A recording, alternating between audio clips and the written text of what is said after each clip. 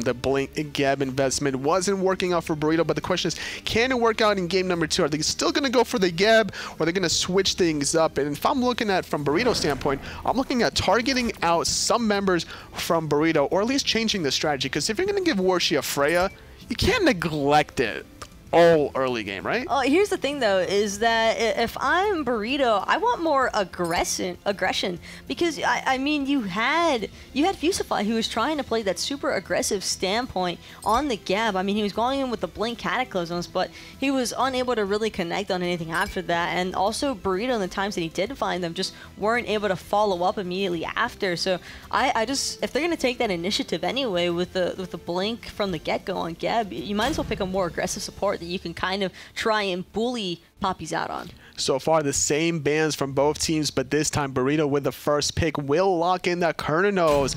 Not going to be available for Ojoboom, but locking in Soul this time for them. Kind of, do we expect Cernunnos mid now for Burrito and just swapping things up? Just both these teams trading things out. It wouldn't surprise me. I mean, Hunter mid isn't something that's foreign to everybody in EU. It's certainly something that I'm sure all of the mid laners in EU can kind of break out if they need to. Although I'd anticipate that going to Warchi simply because he probably just wants to play the current if he's able to. And more than likely here, Sobek being locked in with the Terra, but Dracomarino on the Sobek had a great performance that last game. The blink engagements here, not only did he do it just a tail flip to set up Dheylo on that Awilish, but he was hitting those plucks pretty consistently. And it's going to be the Papis locking in that Nemesis now instead of looking for that Awilish. And I like this just because Burrito already picked up that some Wukong and the Terra. I'm surprised that between the Terra and the Cernunnos, we're not seeing more wall gods to block that out. You're looking at Thor maybe, Ymir potentially, but with Sobek already locked in, no Ymir potential. But Thor could have been a nice little interesting idea just to shut down those dashes, but going to shut down the Susanoo and Serket, trying to really limit some of Johnny's options. I don't want any kind of junglers that give Nemesis a rough time in the jungle, and I think that Susanoo and Serket are definitely two junglers you just don't want to have to deal with if you're running the Nemesis. And also loving the Jing pickup, such an incredibly safe god to play against this Kern. Warchi should be looking for that one here as we're going to head into the game relatively soon. Once these are done, Kukulkan surprisingly locked in for Burrito. The question is, what's going to be the jungler to pair up with that? You need a setup god, and that's a pretty good setup god. Long range stun. That's a pretty classic setup god as well. But if they make this work, that is going to be a devastating ultimate combination. The damage will be evident, but the execution needs to be on point for Burrito. Amaterasu, last pick for Papis here. Another great late game addition to pair up with this Nemesis. If you're looking for somebody to follow up with a Nemesis that has mobility out of your soul laner, Amaterasu might be your best option. There's just so much mobility in general on the side of the Papis. All of them get a little bit of movement speed, or they just have excellent escapes that cause them to move just a little bit further. So I think that Burrito is really just going to have to focus on their positioning in game number 2, especially considering that they've got a Kukulkan. That's true. Burrito, they need to find their first win here in the SPL. Papis, they can't get out of relegations, and with that last win secured, they're guaranteed to be the top seeded relegated team thus far. So putting themselves in a good spot. So this could be a little bit of use of experiments here out of both teams. I think that DeathPanter is kind of just falling back to an old crutch. His Kukulkan is something that he doesn't break it out too often, just considering that Kukulkan is a massive risk, especially at a competitive level. So you generally have to pick around it. His team picked around it quite well, though. Look at this. 3 members from Papis putting pressure on that million as Warchi is going to start up his own red buff. Having the Bummus Mask trying to really get this down. Fusify throwing out the stun, but it was all just kind of allowing Kespainify to get the free solo farm in that dual lane. He basically, Warchi just ignored he just ignored him entirely. Did not want anything to do with Fusify. Saw a little bit of poke coming through on both of the solo laners, however. They've got enough health pots, though, to just happily heal that one back up. Look at Fusify's relic here, going for the Aegis Amulet. Same thing with Dzoni. The damage from the soul, they're really worried about that, and it seems to me maybe even the damage from lurking in the water. I think that they're concerned that they already know they're going to have an incredibly difficult time trying to get away from this Nemesis. Probably going to be relying on that Terra's blessing and the ultimate really to just get them into safety. So far, not too much action compared to the last game. These invades on the right-hand side hasn't been completed at all. Not feeling the pressure quite yet, but Creed certainly is with that Berserker's Barrage. Sibi taking a little bit of poke in return, but this is what Dzoni wants. He wants to take an engagement with 2 players around him just to fully optimize that Thor passive. And think Creed got a little bit lucky there. It didn't seem as though the double tap was able to connect as his health bar is still fairly intact, but already, I'd say that both of these junglers are playing it fairly aggressive, considering the starting points. So far, 2 minutes into the game, we haven't seen any kills quite yet, but on the right-hand side, a little bit of action here as Creed is going to get poked down, and this is what you want to do against an Amaterasu in the early game, before she gets those auras maxed out, before she gets the mobility or the items to complement that. You really want to get an advantage for your soul laner. And Dzoni playing it a little bit close there, choosing to dash forward, just dropping the hammer, seeing what he can get away with. Just really. Because he can, right? He's a Thor. It's like, that's the thing. Come fight me. He's able to play it more aggressive because he's not as concerned about Dheylo right now, I think. It's only a level 4 Nemesis here. Early game certainly should favor out Dzoni without that Retribution Shield being too high of a level. Not going to really counteract too much of the damage, but if we're looking at the health bars here, Dzoni actually bit off more than he probably wanted to. Sitting at the yellow health, forced to back here, which is going to take away some of his precious farming time. And luckily for him, though, he's really only missing out on the wave XP in comparison to Dheylo, who's going to be catching that mid-wave. 3-way split, though, so Dzoni shouldn't fall too far behind. But speaking of falling too far behind, Creed is actually in a tight spot there. Sibi cooldowns, though. I love what Sibi did. So he sat at the melee minions, intercepting the dash from Creed. He wanted, I think it was a little bit of a mind games, because Creed is thinking about, maybe I'll silence out the Ox form that's going to be used to try to clear the wave as well. Or in return, Sibi was like, I'm just going to wait here. If you dash, then I'm going to be able to not only clear the wave, but then use my Tiger Stun to win this exchange battle. And before the Amaterasu gets those levels in the aura, he doesn't have that much sustain. Dzoni, though, looking for a play, not going to find it, so he's just going to look to farm. And unluckily... What was he looking for? He was just looking for the gank onto Creed. If Creed was to overstep his boundaries, really, and just try to play the slapboxing game with Sibi, but Sibi just wasn't enticing enough for Creed to take the bait. Do you think a level 5 Thor there with a Sun Wukong was enough to kill an Amaterasu that has that ultimate to be able to kind of get away? Well, depending on where he was at, I believe he also had a little bit of flexibility to try and catch out Ojoboom. If Ojoboom was looking to make that rotation into the jungle, kind of lean towards the back camps, he could have maybe aggressed on him right there as well. But Burrito not looking to go too crazy early on. Fair enough. Also, he does have that wall to rely on. Maybe a great positioning to cut off the escape of not only Ojoboom, but maybe even Creed. Creed forced to dash away there. Blue buff will be picked up by Sibi. And these are two Souling gods that lives and dies by the blue buff in this early game. Is it kind of like a jungler with their speed? Pretty much, honestly. If a Sun Wukong can't spam his Cudgel or the Master's Will and Amaterasu can't stand switch for the sustain, it's not too much of a soul laner here that you have to be worried about. And so already that's definitely going to be hurting Creed now. So it's going to be Sibi having a little bit of an advantage. Dzoni trying to roll back into the mid lane, see what farm he can pick up. And DeathPanter has been more than happy to just drop his tornadoes down. Dracomarino not looking to make any too aggressive plays quite yet. Doesn't have Blink here. He went for the Bracer of Undoing to start things off, but that's something that we still might see as he will approach that level 12 marker. And the way he's been playing the first game here, I wouldn't be surprised if that option was to be used again. Oh, no, not in the slightest, but I would kind of like to see Papis continue this pacing. It does seem as though in game number 1 and in this game as well, it is a little bit more controlled by the Papis as far as determining the pace of the game is concerned. It just seems to me that Dheylo, he doesn't have his comfort a Willish pick that he's been able to be so aggressive within that first game, trying to find any holes that he can exploit this game with a Nemesis. Hasn't found it quite yet, sitting relatively quiet here.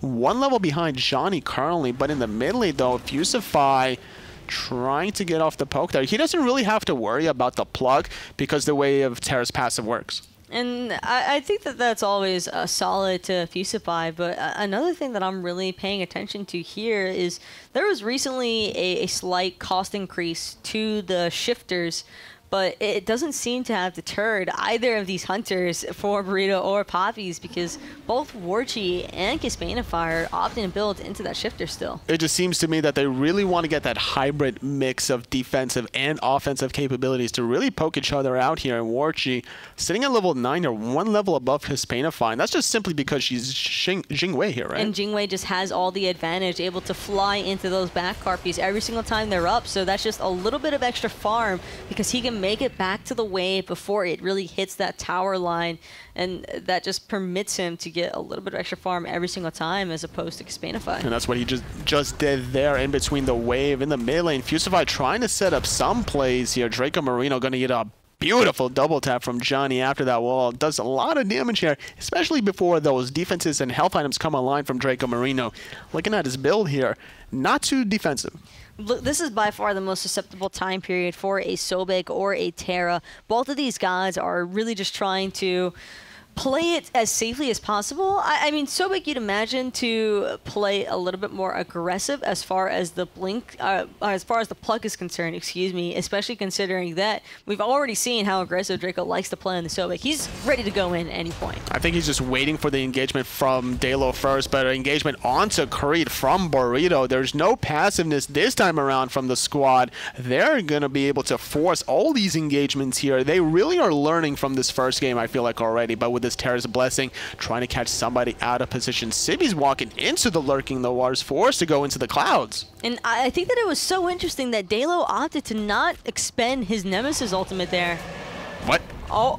Was that used just for the mid-harpies? Sometimes you gotta zone. You gotta zone and assert your dominance for those mid-harpies. But, okay, now if you're the Papis and you see that, do you just force a team fight off of that one ability alone? You could, if it wasn't for the fact that Papis already tried to force a little bit of a team fight there, and it's just so easy for Burrito to disengage and fall back to their Team 1 tower that it'd be incredibly difficult for Papis to really follow up on that. In the sky, Dzoni looking for it again, gone to Creed, setting up by the Tiger Stun Berserker Barrage. Not enough! On the opposite side of it, Dzoni was caught on the right, Amaterasu on the left. What an unfortunate circumstances for Dzoni. He was trying to move forward and he got caught in his own wall, just like stopping himself from moving forward. That is just one of the worst feelings ever that you could really do. But either way, it's still also a good damage check currently how this Thor and some Wukong can deal with this level 10 Amaterasu. However, that was with only a silver breastplate. Doesn't have Breastplate of Valor completed quite yet. So she's only going to get tankier from here on out. Those are the kills that you definitely want to secure early on just to get your soul laner a little bit more ahead, and because that bounty is just so nice on a level 10 Amaterasu. And not only that, with one kill onto the soul laner, now Sibi could have maybe looked for some early rotations to be able to make an impact in this mid lane. And surprisingly enough, a quiet farming game from DeathPanter's 2 levels ahead, while just now one is Ojoboom hitting that level 10 marker. That's just what DeathPanter has to do, though. When you're playing Kukulkan, you're basically playing Farm Simulator for the first probably 15 minutes of the game. And it seems that Burrito are just leaving him alone to free farm in the mid lane because he also has this Book of Thoth rushed out. He actually neglected any starter item, really trying to get this magical power spike item online as quickly as possible because of the way his passive works. And the way that DeathPanter was able to safely pick up that Book of Thoth so early on, already has 75 stacks in it, so that's just absolutely incredible, and you can tell that he's already dealing a decent bit of damage as well because of it. It's also about the the passive from the Kukulkan, right? You're looking at getting these not only magical power items, but the mana items, because a percentage of the Kukulkan's ultimate, or mana rather, pool will convert into magical powers. So you're looking for those big damage Spirit of the Nine win numbers, but not on the mid Harpies. Not on the mid Harpies. Maybe on the Portal Demon. Sick damage, a 768. That's a lot of damage, but there's not too much defenses on those mid Harpies. Portal Demon being started from Burrito. Papis looking to contest it, but the ultimate will confirm it. Dracomarino, though, will pick off Fusify, even plugging Sibi into the thick of things. Going to get silenced out for the time being. His ultimate is available if he opts to use it, but a lot of confidence to hold on to that one. Sibi really didn't want to expend his ultimate there, and having the Portal Demon to teleport back through, it's for good reason. Dzoni, though, going up in the air, I think he's going to look for the mid-Harpies. So what happened there, I think, was he used his hammer trying to find the poke, and then he realizes, oh, Dracomarino is here. He could pluck me now that my hammer's gone. I guess I have to use my ultimate just to escape. He doesn't have beats quite yet. His Aegis was still on cooldown just now getting off there.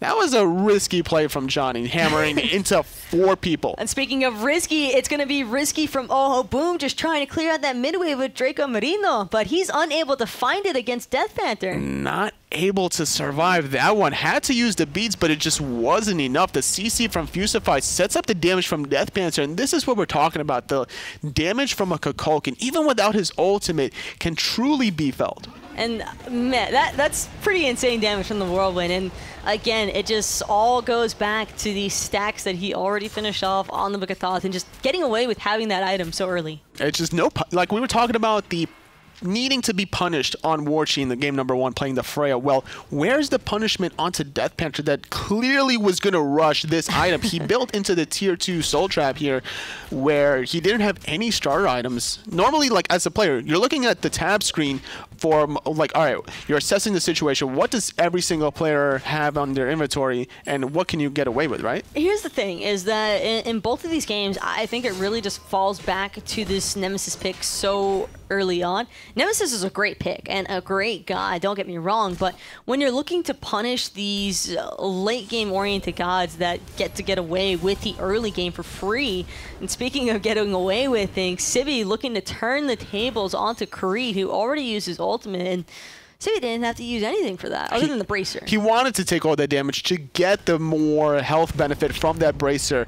Nice little play coming out of Sibi in the soul lane. A little bit of poke here onto Fusify and Dracomarino, the 2 supports really trying to put themselves in a position to engage, but it's going to be Dzoni engaging on that speed buff, but the call was made. Everyone from Papis are spreading out, but Creed getting hit, the Tiger Stun setting up as well. There's no ultimate, but she dashes away into safety. And it's not safety for long, though. You've got the rest of Burrito backing up alongside of it. Almost walked into the Spirit of the Nine Winds, but just able to juke it out. Sibi, though, still looking to go deep. Finding the kill under the tier 2 tower. Warchi making the rotation happen, picking off DeathPanter. Sibi finds a double kill onto Dheylo. Burrito getting the better end of finally their own engagement 2 for 1. But as I said that, Sibi taking an awkward pathing through that tier 1 tower. I think he was hoping to get his 72 transformations off in time to escape it, but the pluck from Draco was just too much to handle, and instead is able to pick him up, but still 2 for 1.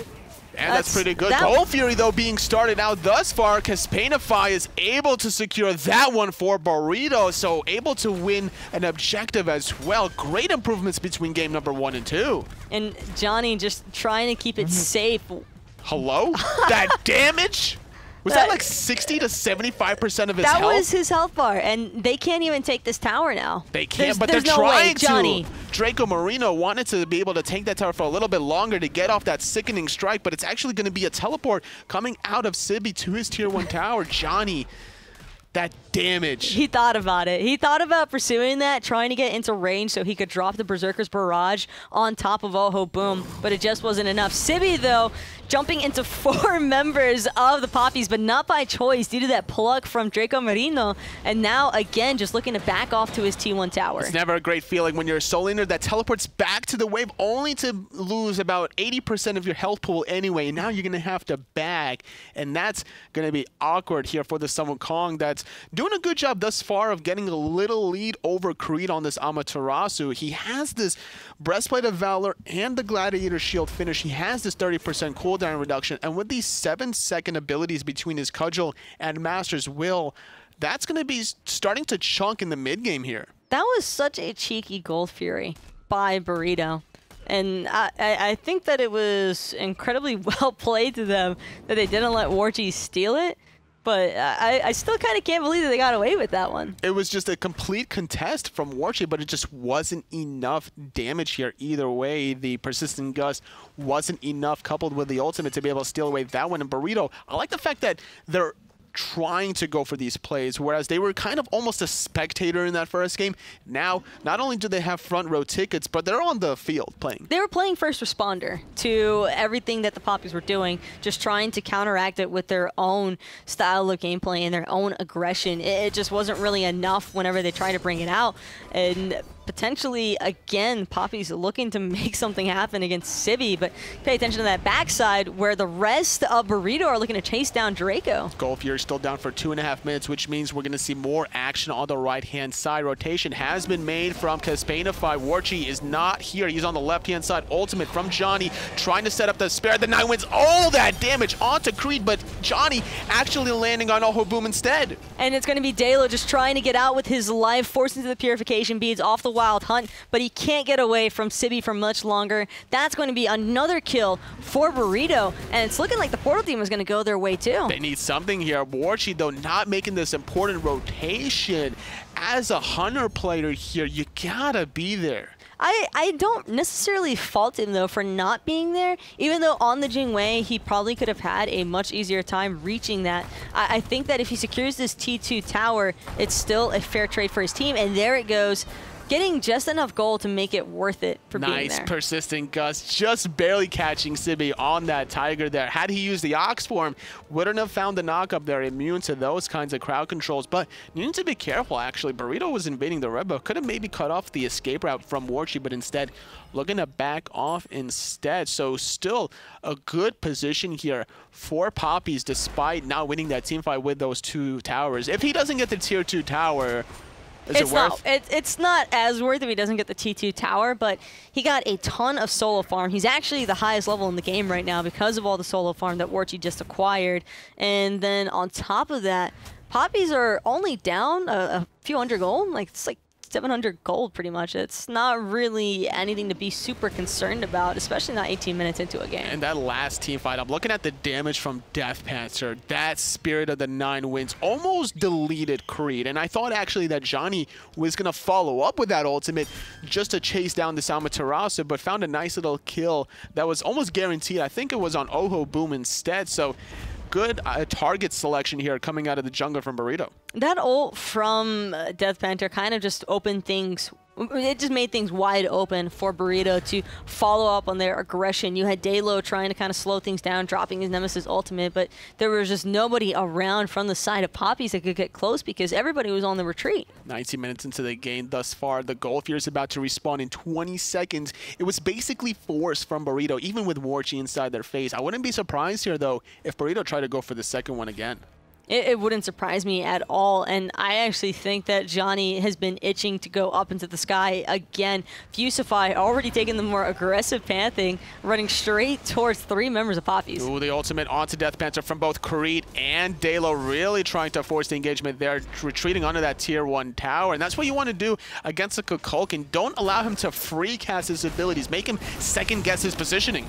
And now it's going to be DeathPanter looking for that Spirit of the 9 Winds yet again, but off the mark this time around. Now the team fight is looking to potentially go in Papis' favor. What a wall stun from Dzoni going into the sky, thinking about who he's going to land on, looking at Dheylo potentially. He's going to be on Draco. 3-man stun, but no follow-up. He has to retreat. Everyone was just too far behind. Was able to find the Purification Beads, though, from Dheylo, and that's still a huge pickup. But now Dzoni kind of just hovering around that Gold Fury, looking for the lazy back, unable to get it, though.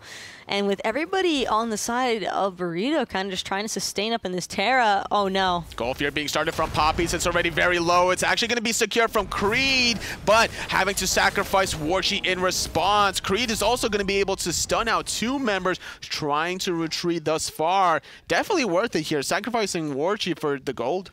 As long as Burrito don't get anything else out of it, then that is typically in favor of the Papis, but Fusify, just trying to be a nuisance towards Ojoboom, but I think that he might have made the wrong decision if Ojoboom can connect with some of these auto attacks. Nobody's here from either team. It's going to be a straight-up 1v1 chase around the goal here. However, it's going to be a Fire Giant attack from Burrito. The ultimate from DeathPanter is not available. Oh, I'm sorry, it just came off cooldown. Going to be secured for DeathPanter. And now iCreeDx just trying to get out. Dheylo dropping the ultimate on the Sibi, but he's already up in the air on the cloud. Dzoni, though, unable to get away. Not able to get away, but his team gets the advantage with the... Look at this! The whole time, Ojoboom was chasing him like a Benny Hill theme song that went wrong under that tier 2 tower. He just got sneezed on and deleted. What are you doing, man? Why are you chasing a level 14 Terra? Go defend the Fire Giant. I really don't think that he was expecting to not secure that kill into Fusify. Oh, man. I think Fusify just got away with something he really shouldn't have gone away with. There's no Fatalis on Ojoboom. Why even make that chase? He has the damage still. He doesn't need the Fatalis. I think that he just wasn't connecting enough with the enhance to get that soul passive going that would have shredded Fusify, and he just got baited by the low health mana bar. That is so unfortunate, especially if Terra's Blessing is used. All your abilities become clear casted, so it doesn't even matter if you have 0% mana as long as you get off that ultimate initially. But not able to find the kill, and Ojoboom sacrificed his life, as did Dzoni, but for good measure, his team walked away with this late game objective.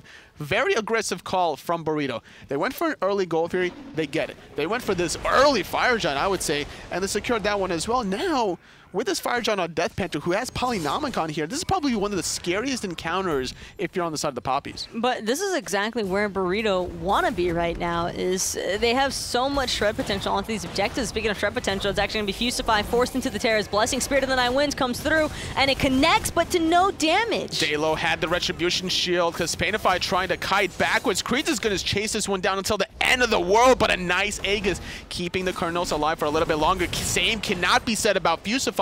First victim for Burrito.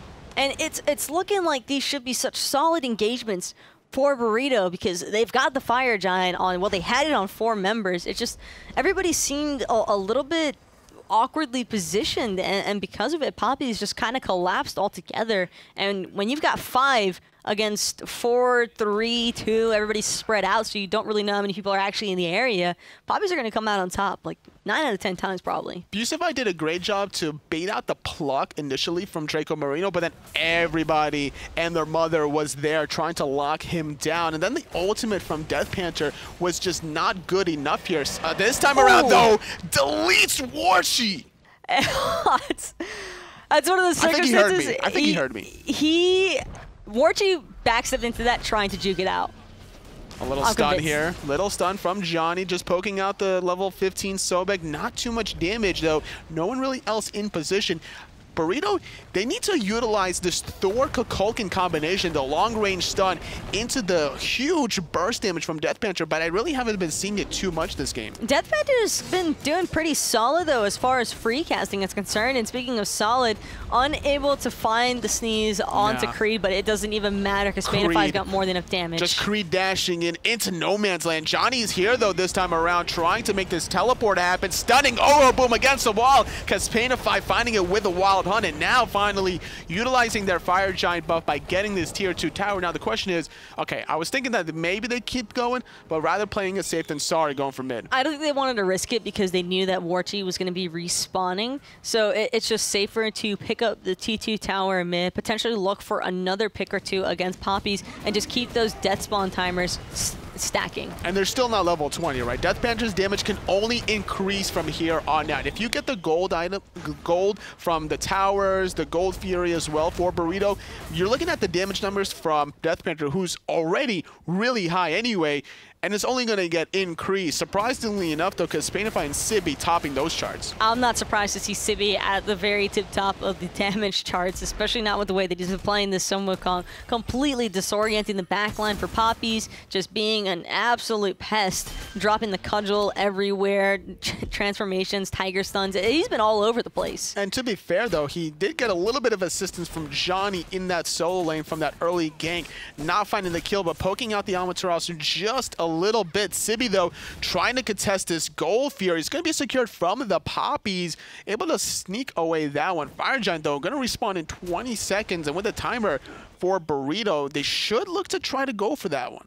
Papis should be aware of when that Fire Giant is spawning as well, considering that they were in the area, so they should have a general idea, if not their own timer, for the FG. But granted, Burrito have the Kukulkan, and that's probably their biggest advantage. Ojoboom has an excellent ult for securing objectives, but it's not as fast as the ultimate from DeathPanter with the all-in at once damage. You're looking at the burst versus the damage over time. DeathPanter will win that team fight every single moment, and without any sort of movement from Fire Giant, you can't really miss that one. No, not at all. And really, that's, I think, what it's going to come down to is if Burrito were to be playing this a little bit more coordinated. Look at Dzoni, though, trying to go onto Ojoboom. They're forcing out the Supernova. Great bait from Dzoni. What he was trying to do was really stun out Ojoboom against the wall, but the rest of his team was already there. Not even going to be able to have to expend a defensive relic just for that aggressive play. And look at this, starting up the Fire Giant. Only Creed is around the corner. I think that they just wanted to potentially bait Creed into there and see if any members of the Papis were home, essentially, because if Creed hadn't responded to that, I think Burrito would have just happily stayed on it. I'm surprised DeathPanter wasn't there either, or rather that they started the Fire Giant without DeathPanter being there. That's the main damage source between the Polynomicon and then all the abilities to follow up. This level 20 Kukulkan is going to be absolutely melting objectives with the penetration as well. And all around, again, just Burrito looking to take up the initiative, and the ultimates are good so far from Creed. So far, it's a lot of damage being dealt onto everybody. Spared the 9 wins off the mark. Not going to find a home there. Creed needs to be able to get out of this one. Fire Giant is actually going to get leached. Dzoni in the sky trying to find a target. It's going to miss onto Creed. Dheylo taking out Kespainify. Sibi not on the mark either, but will finally connect. So far, it's been a 1-for-1 trade. Everybody just trying to reposition themselves. Everybody's all over the place. Dzoni's trying to take on Dheylo in the 1v1. Sibi's looking for the stun potential. Fusify a little bit off the mark as far as the collab is concerned, but they're still going to be able to find Warchi, and now Dzoni. That was a great turn of attention. All they need now is to have Fusify tank this Fire Giant to allow DeathPanter to absolutely melt it. Despite not having a Hunter here in Kespainify, the late game damage from Kukulkan should be enough here, but playing it really safe to go for the speed buff instead. Do you think the window is now closed for them? No, they want to wait for Kespainify to spawn. They want their physical hunter, I believe, to either be close to spawning or be there and ready to participate with the rest of the team as far as another Fire Giant siege and fight is concerned. Okay, I see where you're going with that. 20-second window, though, between Warchi and Kespainify. That Jing Wei passive will take into effect a little bit, will shave off some of the traveling time, but it will still favor out Burrito for a small moment to go for that 5-on-4 engagement, especially with the ultimate from DeathPanter. I think another big thing here, too, is that Dheylo's had a really hard time connecting with these Nemesis ultimates and having his team be grouped up enough to follow up on it. It just seems to me that a little bit more chaosing started by Burrito rather than the Papis. And speaking of chaos, Spirit of the 9 wins not on the mark yet again, and Creed's doing a good job forcing DeathPanter to question his positioning. Dzoni gonna land right onto Dracomarino. There's the follow-up damage that you're really looking from the Thor. And already, Papis just trying to retreat now. 2 members poked out pretty severely, and the Portal Demon, that's an easy one for Burrito to lock down. Now they're going to be able to take that portal after healing, after finishing off some more items, to be able to start another Fire Giant here. They got the first one about, I want to say, 8 minutes ago here. Nice little poke from Dzoni onto Warchi. Going to force him to back, and without that Jing Wei, it's going to be a little bit more easier for Burrito now. Everybody is zoned out on the side of the Papis. Nobody to come in and try and contest this Fire Giant, and that is Burrito all day long. Clean, clean, clean. Burrito just getting their second Fire Giant of the game, walking forward towards the mid lane. Look at Dzoni trying to find a flank here. I like this mindset. He's going to actually teleport into the thick of things, stunning out Creed, intercepting the dash. It's going to force out the ultimate from Creed, making this next siege that much easier. But that is perfect for Burrito. That's all that they want. He's not done yet. He's going to dive into the backline, connecting onto 2, forcing out the beats from Warchi, even the ultimate out of him. This siege is just going to be so easy, I feel like, for Burrito now. Cost him his Aegis, but he still has the Bracer available, and now it's going to be Burrito, sure enough, aggressing onto that mid-Phoenix. It doesn't stand a chance against Kespainify. No, not at all. The stun not on the mark. Spirit of the 9 wins, going to split the uprights yet again. Dracomarino trying to find a home in the lurking in the water, but it's Sibi on the clouds instead, diving the backline onto Warchi. He doesn't have the ultimate, going to get the Tiger Stun as well, while Dzoni is chasing out Dheylo in mid, finding Warchi on the left. In the left, they're still going to go for the siege on the Phoenix. They finally get a nice cudgel from Sibi, connecting onto Ojoboom. I think Sibi and Dzoni just absolutely popped off this game and really made up for where the Spirit of the 9 wins weren't able to connect. And sure enough, it's going to be Burrito splitting, and you know what that means. They found a win. They found a win. They're better than Sanguine. They're better than Flashpoint. They made it. They found the win for the split, and that is really what counts. And I think that this also just really goes to show a level of progression between these two teams that I don't think that a lot of people were really expecting or anticipating to happen. To be able to bounce back from game number 1 when they were behind almost 20,000 gold, they were still doing a good job in terms of defending their Phoenixes in game number 1, but then they just changed their mentality into game number 2, and Ojoboom now, he made a lot of plays happen in that game too. Oh, Ojoboom was absolutely popping off the entire time in game number 1 on this Cernunnos mid, and I think that a big aspect of it was just the fact that he had so much peel surrounding him, and it's great. Whenever you're a hunter that gets the free cast because you know that your team's backing you up, life's good. And especially when Fusify could not really find the mark with those blink cataclysms, just doing a great job positioning himself and kiting backwards, playing the hunter the way it's meant to be played. And of course, you just have to kind of expect it that when you get a lead onto somebody like Ojoboom, he's going to be able to run away with it. That's what he's done before so many times with the Papis, and in the games that they have found success, it tends to be Ojoboom being a large portion of it. But for game number 2, though, Burrito did a great adjustment in game number 2. Dzoni playing the Thor. Set up a lot of plays for DeathPanter as well, but this play right here, he lands onto 2 here. I thought he was actually going to land onto Kreen on the backhand side, but getting the more confirmed kill onto Ojoboom, really showing that he has a great target selection always in mind. It's a much more valuable kill to look for that mid laner as opposed to somebody else on the team. And again, right there, he saw Warchi going a little bit too deep into the backline, just waits for him to drop down, cleaning him up instead of pursuing the kill onto Dheylo with the Nemesis, and just all around a lot of map awareness. That last fight was just complete chaos as well, as everybody was just ping-ponging everywhere, and Dzoni was focused on the prize at the end of the rainbow there. So he does help his team get that first victory here in the SPL. And mentally, though, this got to be really good for all of Burrito here. And we actually have Sibi on the line here. How are you doing, Sibi? Oh, it feels amazing right now. How is it feeling to come from the Challenger circuit here to now make a statement in the SPL? Because that first game wasn't the best for you guys, but what allowed you to bounce back mentally in game 2? We just kind of sat together after the game and we decided that we're not gonna pull off a Sanguine, and we were gonna do our best to win the game. Not gonna pull a Sanguine. That's a key word right there. But really, I mean, you guys know that you're gonna be headed towards the relegations factor now that you finished out the split in the lower end. But how are you guys feeling? I mean, you came from relegations. How do you feel about going back towards it to fight for your spot again? We feel that we can get through relegations and make a bigger impact in the next split, because now we got the necessary experience, which we missed when we came from the Challenger Cup.